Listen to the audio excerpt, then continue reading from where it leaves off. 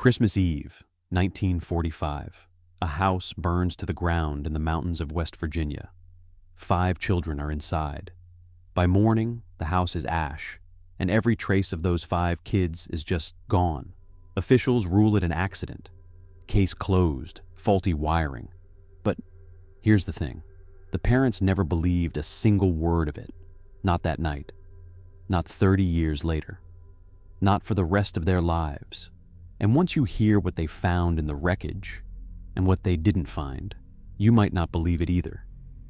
This is the disappearance of the Sodder children. George and Jenny Sodder, Italian immigrants, had built a life in Fayetteville, West Virginia. 10 kids, a coal trucking business, a home full of noise. Christmas Eve that year was ordinary in the best way. The older boys had worked all day and gone to bed early. The younger kids got to stay up late, playing with toys their big sister Marion had bought them. Around 10:30, Jenny took the youngest 3-year-old Sylvia to bed. She told 2 of the boys, Maurice and Louis, to go lock up the barn, feed the animals, close things down for the night. Nothing about that evening suggested anything was wrong. A little after 1 in the morning, everything changed. Jenny woke up to the smell of smoke. She got up, found the house already burning, and started screaming for everyone to get out. George, Jenny, and 4 of the children made it out alive, but 5, Maurice, 14, Martha, 12, Louis, 10, Jenny, 8, and Betty, just 5 years old, never came out of that house. George tried to go back in for them. He couldn't. The fire had already taken over. He ran for a ladder he kept propped against the house, the one he used every day for his business.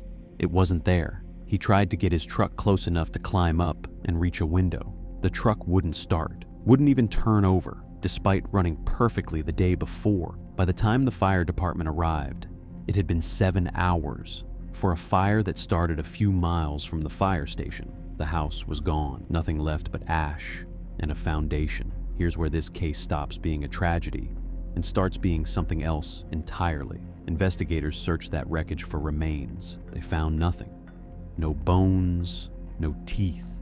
Nothing that would prove 5 children had burned to death in that fire. Officials explained it away, said the heat had been intense enough to completely cremate the bodies. No trace left behind. The Sodders weren't buying it. George actually ran his own experiment. He burned animal bones at high heat for hours just to see what would happen. They didn't disappear, they just burned, charred. But if a beef bone could survive that kind of heat, why hadn't a single bone from 5 human children? Now remember that missing ladder, the one George couldn't find in the panic. Weeks later, it turned up, 23 meters away, hidden under an embankment, not burned, not damaged, deliberately moved and deliberately hidden. The phone line was cut that night too. Investigators originally assumed the fire had burned through it. It hadn't. When they actually looked at the cut, it was clean, precise, the kind of cut you get from a tool, not a fire. And here's the detail that still doesn't sit right with anyone who researches this case. The Christmas lights strung outside the house. They stayed lit through the whole fire. If faulty wiring caused the blaze, why didn't the fire take out the exact wiring the lights were running on? A missing ladder, a car that wouldn't start, a cut phone line, lights that kept burning like nothing was wrong. None of it fits an accident. Here's the context that barely makes it into most versions of this story. George Sodder was an outspoken critic of Benito Mussolini and fascist Italy.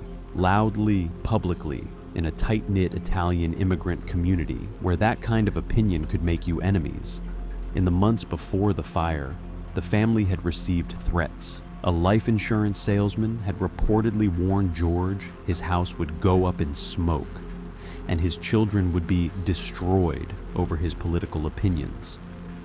Officials at the time floated the idea that Sicilian organized crime. Was it a warning that turned into something worse? Nobody's ever proven it, but nobody's ever ruled it out either. 2 years after the fire, the family finally got some bone fragments recovered from the site sent to the Smithsonian Institution for analysis. What came back should have ended the case one way or the other. Instead, it blew it wide open.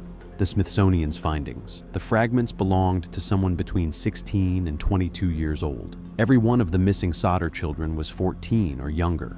These bones didn't belong to any of them, and they showed no signs of ever having been exposed to that kind of extreme heat at all, which raises the question nobody in this case has ever been able to answer. If those bones weren't the children's, where did they even come from? And where are the Sodder kids?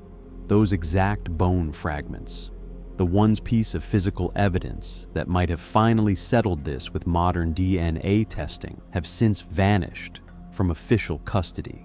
For the rest of their lives, George and Jenny Sodder never accepted that their children died that night. They rebuilt nothing on that land. Instead, they turned it into a memorial garden. And for decades, they kept a billboard standing on the side of the highway, photos of all 5 kids, offering a reward for anyone who could tell them the truth. That billboard stood until 1989, the year Jenny died, still waiting. Over the years, the family says they received letters, a photograph that looked eerily like one of their missing daughters as an adult, and tips that were never fully chased down. Nobody was ever arrested. Nobody was ever charged. The case officially is still open.